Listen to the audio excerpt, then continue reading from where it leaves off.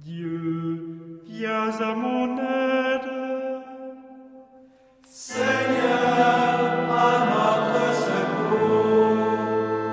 Gloire au Père et au Fils et au Saint-Esprit, au Dieu qui était et qui vient, pour les siècles des siècles. Amen. L'ange du Seigneur apporta l'annonce à Marie. Et elle conçut du Saint-Esprit. Voici la servante du Seigneur. Qu'il me soit fait selon votre parole. Et le Verbe s'est fait chair. Et il a habité parmi nous. Priez pour nous, Sainte Mère de Dieu, Afin que nous soyons rendus dignes des promesses du Christ. Daigne, Seigneur, répandre ta grâce dans nos âmes, afin qu'ayant connu par le message de l'ange l'incarnation du Christ, ton Fils, nous arrivions par sa passion et par sa croix à la gloire de sa résurrection. Par le Christ notre Seigneur. Amen.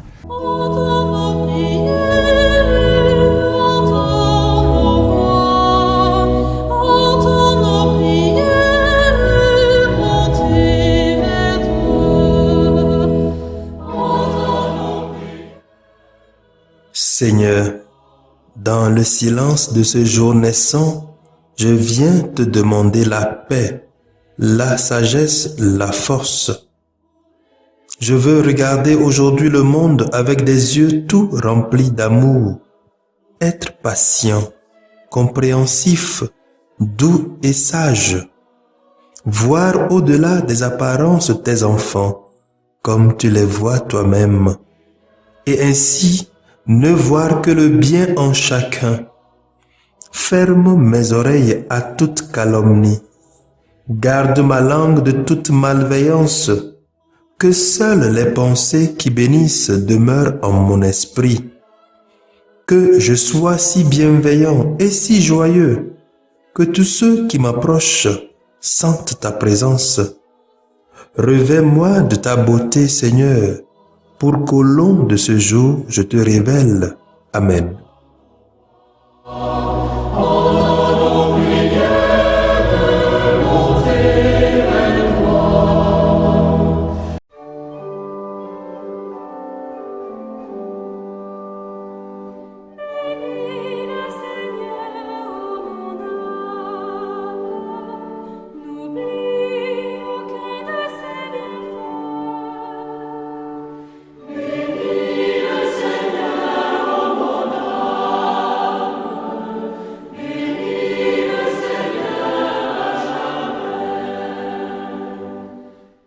Écoutons les textes de ce mercredi, lus par la sœur Marie-Reine Teko Agbo NDA et le diacre Mathias Eche SMA, commenté par le père Yves Chogli SMA.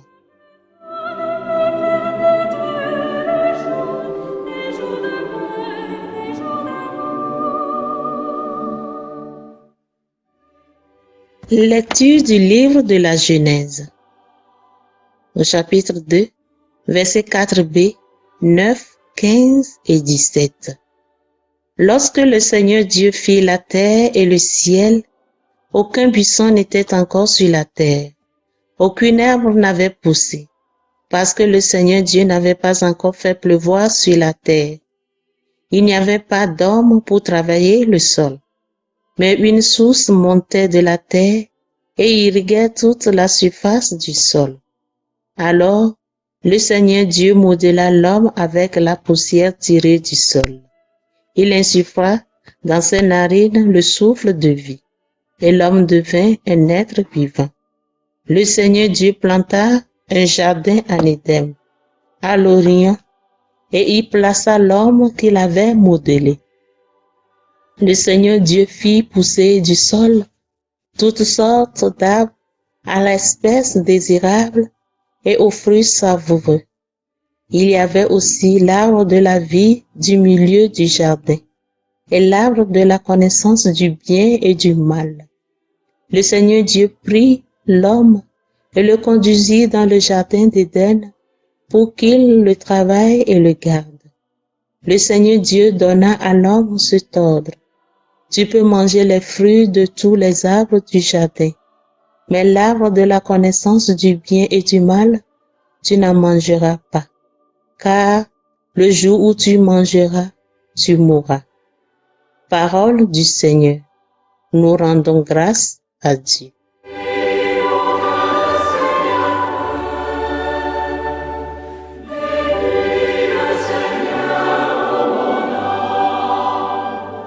Psaume 103. Bénis le Seigneur, ô mon âme. Bénis le Seigneur, ô mon âme. Seigneur mon Dieu, tu es si grand. Revêtu de magnificence, tu as pour manteau la lumière. Bénis le Seigneur, ô mon âme. Tous, ils comptent sur toi pour recevoir leur nourriture au temps voulu. Tu donnes, eux, ils ramassent. Tu ouvres la main, ils sont comblés. Bénis le Seigneur, ô mon âme.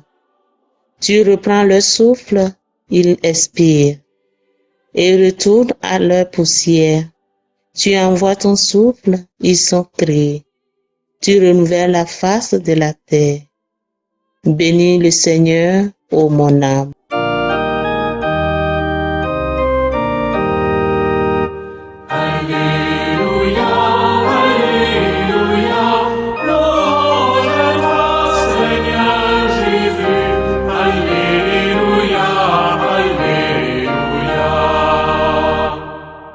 Ta parole, Seigneur, est vérité.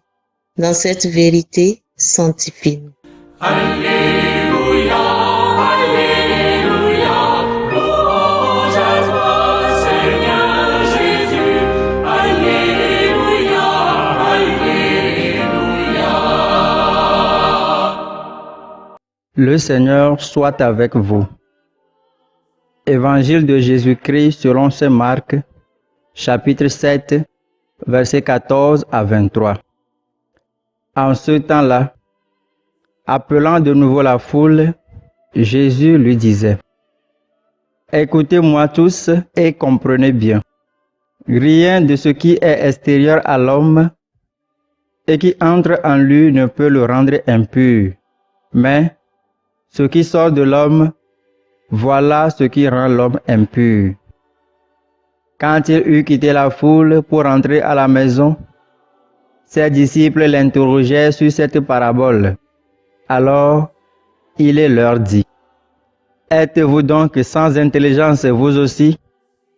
Ne comprenez-vous pas que tout ce qui entre dans l'homme, en venant du dehors, ne peut le rendre impur, parce que cela n'entre pas dans son cœur, mais dans son ventre pour être éliminé? C'est ainsi que Jésus déclarait purs tous les aliments. Il leur dit encore: Ce qui sort de l'homme, c'est cela qui le rend impur, car c'est du dedans, du cœur de l'homme, que sortent les pensées perverses, inconduite, vol, meurtre, adultère, cupidité, méchanceté, fraude, débauche, envie, diffamation, orgueil et démesure.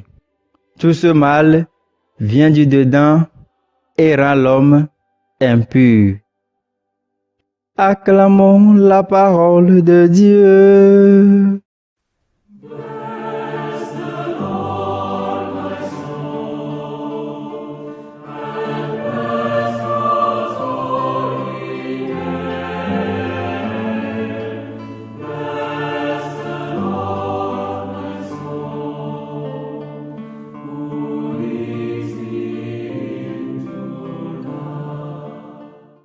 Écoutez-moi tous et comprenez bien.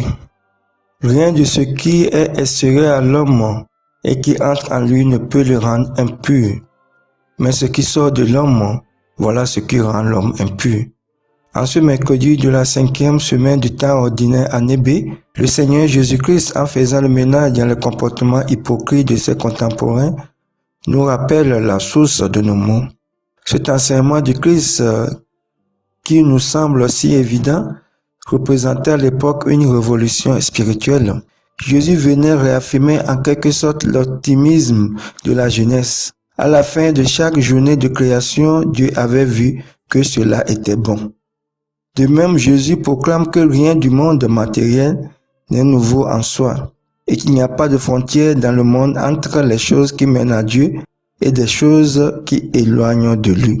La véritable souillure qui rend l'homme impur pour Dieu, ce n'est pas tant ce qu'il touche ni ce qu'il consomme, mais ce qu'il produit.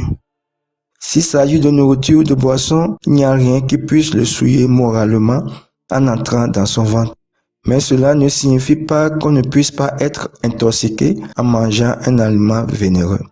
Encore ici, il s'agit d'impureté morale ou religieuse et non pas d'hygiène alimentaire. L'apôtre Paul dira à 2 reprises, « Toutes choses sont permises, mais toutes choses ne sont pas avantageuses. » 1 Corinthiens 6, verset 12, 10, 23. Et rien n'est souillé par soi-même. Romains 14, verset 14. La création n'est pas compartimentée ni en partie interdite. L'homme est vraiment roi et libre dans la création de Dieu. L'œuvre de Dieu est assortie aux besoins de l'homme. La nourriture est faite pour son corps. Il n'y a pas introduit des discordantes là où Dieu a créé l'harmonie. Ainsi, la source du mal ne se trouve pas dans les choses, mais dans le cœur de l'homme.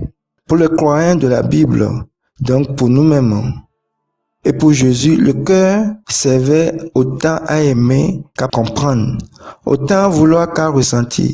C'est donc le cœur humain et lui seul qui prend l'initiative du mal. Et c'est l'intention du cœur de l'homme qui faut sa relation aux choses, au corps, aux personnes.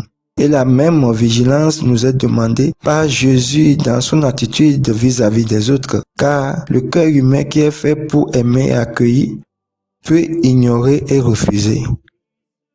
L'homme qui est fait pour la joie et pour comprendre le bonheur peut aussi s'enfermer dans le négatif, perdre ses forces et son temps à détruire l'autre ou ce que l'autre a rêvé de bâtir. C'est du dedans, du cœur, profond ou superficiel, que sort ce qui fait le mal à l'homme et qui fait le malheur de l'homme. Et c'est pourquoi il est si important, tout au long de notre marche évangélique, que nous acceptions de connaître notre cœur, c'est-à-dire de sonder notre liberté, pour savoir si, oui ou non, nous l'avons livré à Dieu. Or, pour savoir ce qui est notre cœur, le moyen est bien simple. Il suffit de regarder ce qui en sort.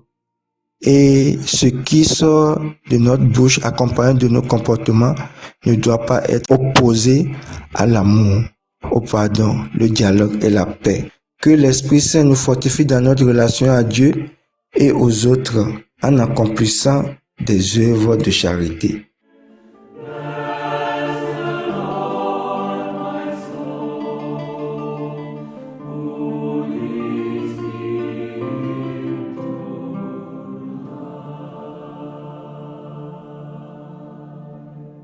Le Seigneur soit avec vous.